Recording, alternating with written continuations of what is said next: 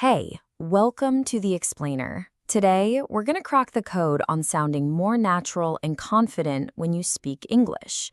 And the key? It's all about phrasal verbs. You know that feeling, right? You're listening to native speakers, and it's like they're talking in some kind of secret code. You understand all the individual words, but the meaning just flies right over your head. It's super common, and it can make your own English sound a little stiff, maybe even a bit robotic. Well, that secret is almost always phrasal verbs. These little combos, a verb and a small word like on, off, or up, are absolutely everywhere in daily conversation. Once you start to master them, you'll find yourself understanding and speaking English on a whole new level.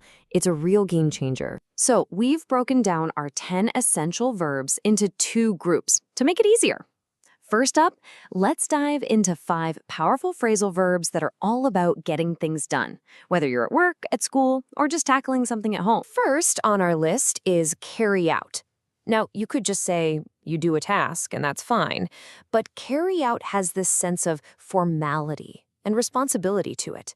It's just perfect for professional situations when you're talking about completing a plan or an official order. So, for instance, saying, "The team will carry out the client's instructions precisely" sounds way more capable and official than just saying they'll do the instructions. It shows you're committed to the whole process. Go ahead, try saying it with me. The team will carry out. Next up, figure out. This is your go-to phrase for that aha moment. You know, it's not just about learning something simple. It's more like solving a puzzle or cracking a code. It's all about using your own brain to find the solution. I mean, come on, we've all been in this situation. You could say, "I need to learn the software," but saying, "I need to figure out how to use this new software," that really captures the feeling of a challenge that you need to actively solve. Say it with me. I need to figure out. Now, let's talk about give up. This one often means to quit, and yeah, it can have a negative vibe. But we also use it in a really practical sense, like when you decide it's just smart to stop wasting your energy on something that clearly isn't working out. But where you hear it most often is in an inspiring context, to really highlight someone's persistence. For example, she didn't give up and finally passed the exam.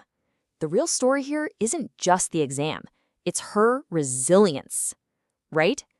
Let's say it together.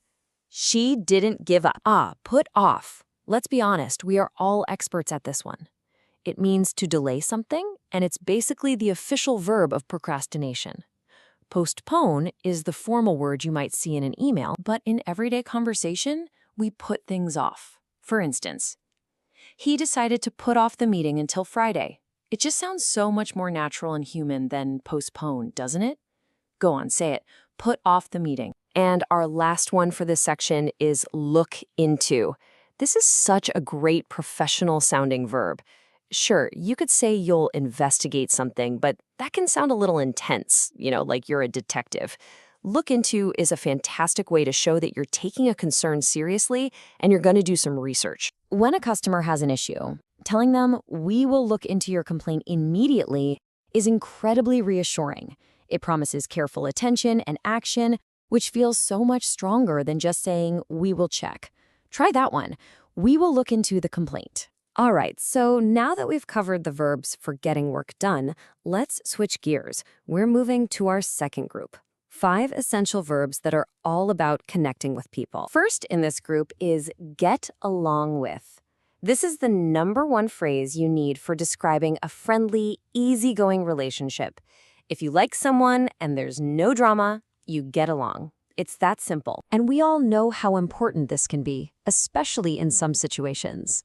Luckily, my new roommate and I get along very well. It's a simple, perfect way to describe a really positive and peaceful social vibe. Let's hear you say it. Get along very well. Next, catch up. This is what you do when you meet someone you haven't seen in a while. You're not just talking, you are specifically swapping news and stories to close that time gap that's been between you. And that's exactly why it's so common in invitations. The phrase itself is so warm and friendly. Let's get coffee next week and catch up. It's an action that's all about reconnecting with someone. Give it a try. Let's catch up. Now, let's talk about run into. This is purely for those surprise, totally unplanned meetings. You had no idea you were going to see the person, you just bumped into them by chance. Using this verb makes any story instantly more interesting. It adds that little spark of coincidence. For example, saying, "I was so surprised to run into my old teacher at the supermarket." That tells us the meeting was a complete accident, which is a much better story than just saying, "I met my teacher." Let's say it, run into my old teacher. Look forward to is such a wonderfully positive phrase. You use it when you want to show that you are genuinely happy and excited about something in the future, whether it's a big vacation or just meeting up with a friend. And who isn't looking forward to this? The phrase just radiates that good energy. I'm really looking forward to the summer vacation. You can almost feel the excitement in the words themselves. Try saying it with that excited feeling. I'm really looking forward to... And finally, turn down. Because hey, sometimes you have to say no.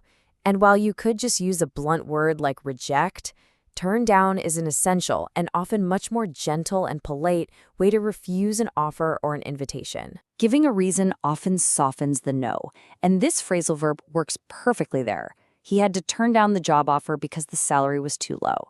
It just sounds so much more professional and less harsh than saying he rejected the offer. Go ahead, one last time. Turn down the job offer. And there you have it, 10 essential phrasal verbs. For getting things done, you've now got carry out, figure out, give up, put off, and look into. And for connecting with people, get along with, catch up with, run into, look forward to, and turn down. Awesome! So, what's next? Knowing this stuff is useless if you don't actually put it into action, so here's your challenge in 3 simple steps. First, pick just one verb from our list. Second, create your own sentence with it.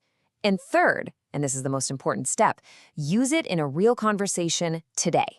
That's how you really make it stick. And that brings us to the end. So the question is, which phrasal verb will you use first? Think about your day ahead. What do you need to figure out? Who do you want to catch up with? Pick one, use it, and you'll be one step closer to speaking that natural conversational English you're aiming for. Thanks for joining me.